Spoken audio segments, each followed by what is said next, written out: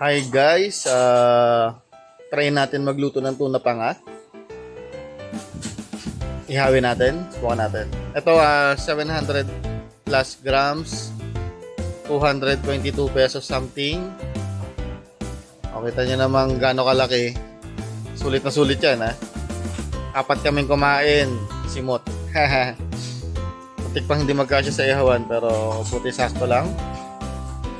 Yan. Contact number po, nandyan na po. At saka yung address. Kita nyo naman dun sa tarp. Ito na ang aming almost cook na. Ang pagluto pala nito, hindi dapat minamadali. Kailangan baliktad-baliktad parang lechon. Para hindi masunog yung labas at mahilaw yung loob. So, message lang po kayo. Nandyan na po ang contact number.